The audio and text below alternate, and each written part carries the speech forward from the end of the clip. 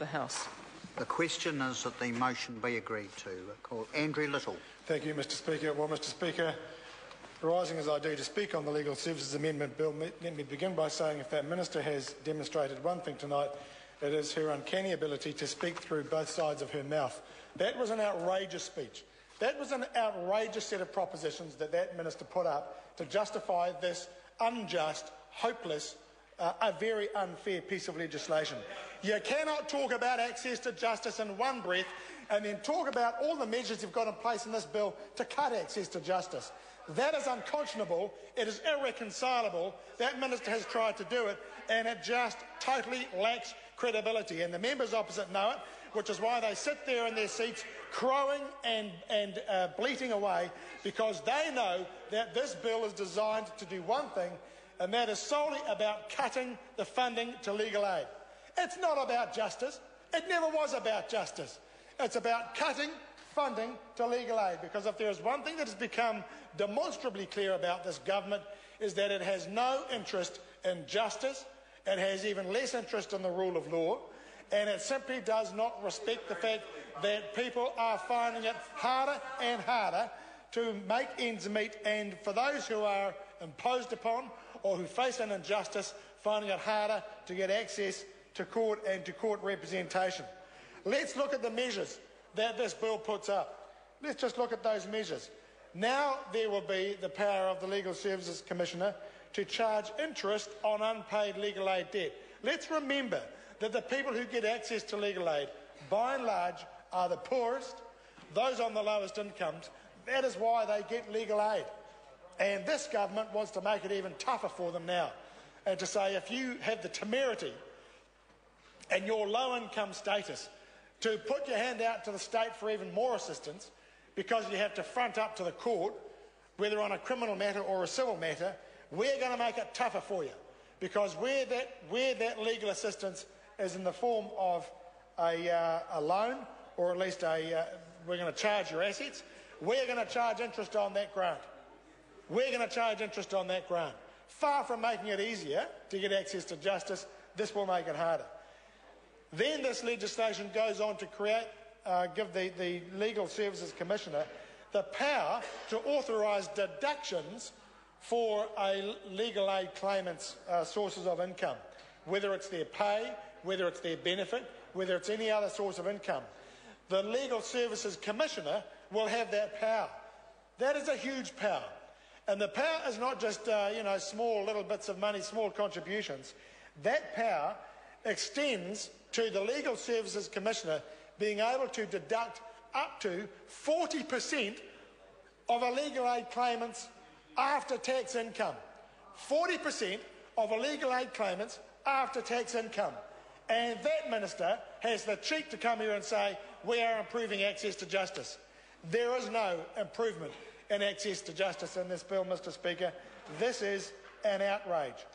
And then there is this. If that wasn't enough, Mr Speaker, if that wasn't enough, then what this Minister has now proposed in this bill is that if a legal aid claimant has monies owing on previous legal aid grants, they can be denied further legal aid.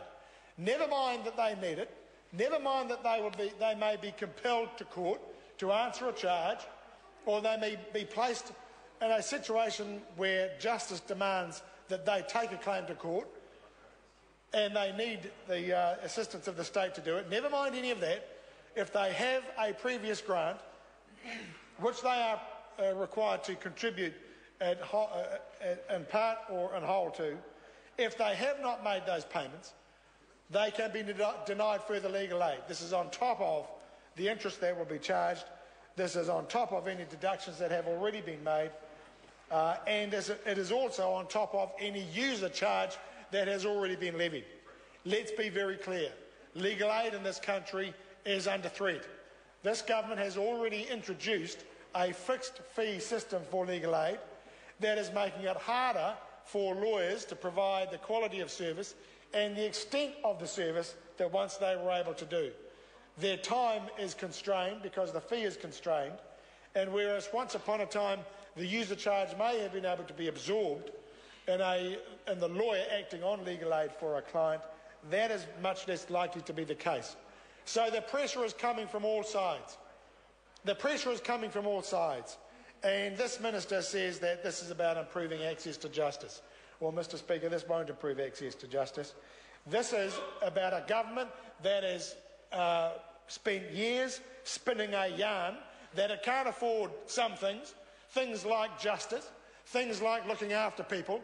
It can't afford other things like bailing out Solid Energy, like spending up its fast mover improvement fund. What do they call it? The fund they set up from the sale of state assets, which they spent 6 times over already. The Future Investment Fund, that was it. Future Investment Fund. They can spend money. They can spray money around on all sorts of things that suit them for that, and they can spend it 6 times over. But for people, the little people of this country who look to the state for assistance when they most need it, when they need to go to court, when they need to defend charges, when they need to deal with their family proceedings, they look to the state for assistance. They won't get it. Not from this government, not from this lot, because this government just does not care about those people who every day face struggle, face hardship, face poverty, and who look to the government for support and assistance. This government is driven solely by driving down the cost of legal aid. It's not about the demands of justice. It's not about the fact that we live in a society now that is more litigious than it was 10, 15, 20 years ago. They don't care about the fact that more people are more aware of their legal rights, whether it's fathers or mothers, whether it's people facing the sanctions of the criminal law. More people insist on their right to be heard in court, which is their right, and they do look to legal aid to ensure that happens. And there is nothing wrong with that. And so when this government says that it is concerned about access to justice, we know for a fact under this bill they don't care one little bit. We see in the family court reforms, which this bill will have a bearing on, we see in the family court reforms that this government is rapidly reducing the right and the access to legal aid for those who need it most in a very difficult time in their lives. And, Mr. Speaker, the point is this, is the family court reforms are about removing access to legal representation for people when they need it most. The government in that legislation is enacting a process that means that people won't be able to get access to legal representation and therefore won't make claims on legal aid. And the one concession that has been made in that legislation will cost very little in terms of legal aid. This government is driven solely by the savings it wants to achieve. And of course the other aspect is that legal aid is funded is counsel for the child. That is being cut. That will be much harder to get now. That is being almost totally cut, Mr. Speaker. And so that will drive down the cost of legal aid. This government, in order to achieve its surplus in 2014, 2015, does not care who pays for that, does not care who pays for their boast when they go into 2014, 2015 to say, oh, the books look good. It doesn't matter that there are people in hardship who cannot get the representation they need in court. This government does not care about that. What they care about is a set of figures that look good for their mates that they cosy up to for the purposes of an election. That's all that's about. That's all that's about.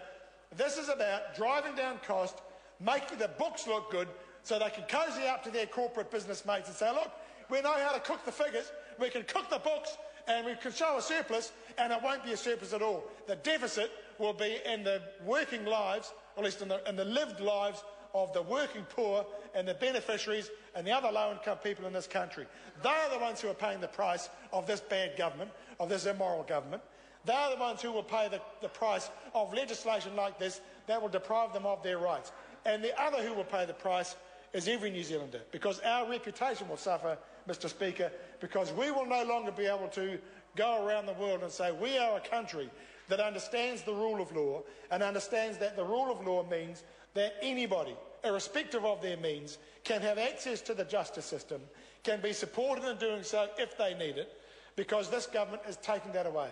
It's taking away that support, it's taking away access to justice, and our country will be poorer for it because there will be people who will not be able to get their legal rights determined and sorted out. And for that reason, Mr. Speaker, we are deeply opposed to what this government is doing on legal aid and deeply opposed to this bill. I call Scott Simpson. Thank you, Mr Speaker. It's a pleasure to rise and take a brief call in the third reading of this